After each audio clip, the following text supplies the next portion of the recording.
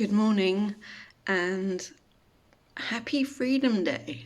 So in South Africa it's Freedom Day and it's a celebration, and I hope everyone's having a good one. So this morning I wanted to pull a card, and it's from my Law of Attraction Health Cards by Esther and Jerry Hicks, and that's what it looks like.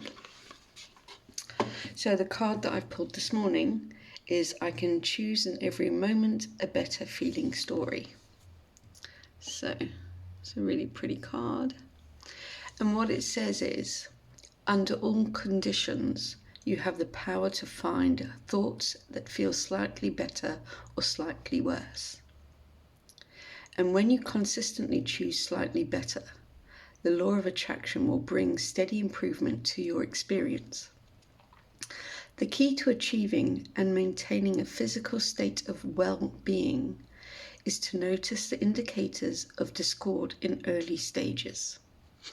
It is much easier to refocus your thoughts in the early subtle stages than after the law of attraction has responded to chronic negative thoughts, bringing bigger negative results. So what does that mean? So it's kind of like finding the light in the darkness. We are a pendulum that swings from light to dark. And we need to embrace the goodness and the badness within us and acknowledge that they both exist, because there is no positive without negative and no negative without positive.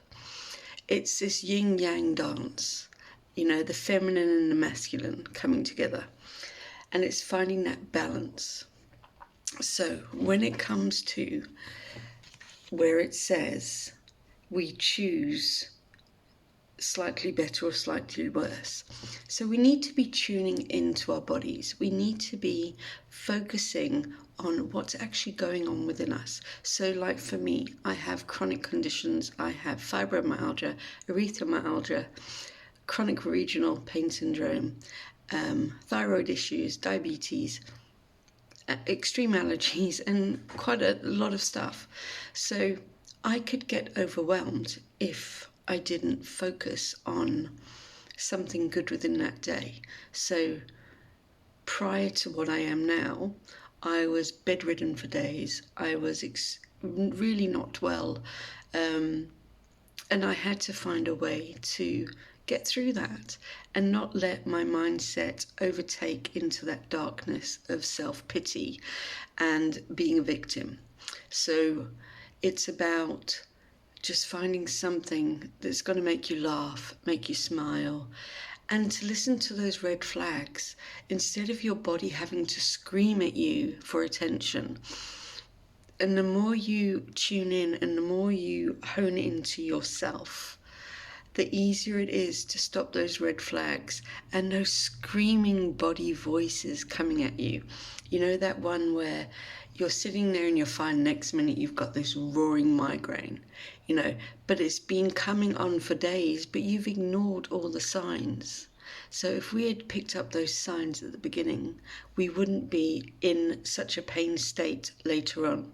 So it's about being in tune with our body, being a more calmer, in tune version, and thinking, is this okay? Is this feeling all right?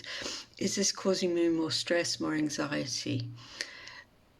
It's everyone's journey. We all have our own journey towards this, and we might all have the same chronic conditions, but that doesn't mean that we present the same or we go through the same thing, because pain is relative to each person. So for me, one day I could be walking and the next day I might be in bed because I'm in a lot of pain, or the inflammation is really bad in my feet. So everyone is different. So what would I do if I ended up in bed? I start doing mindfulness exercises.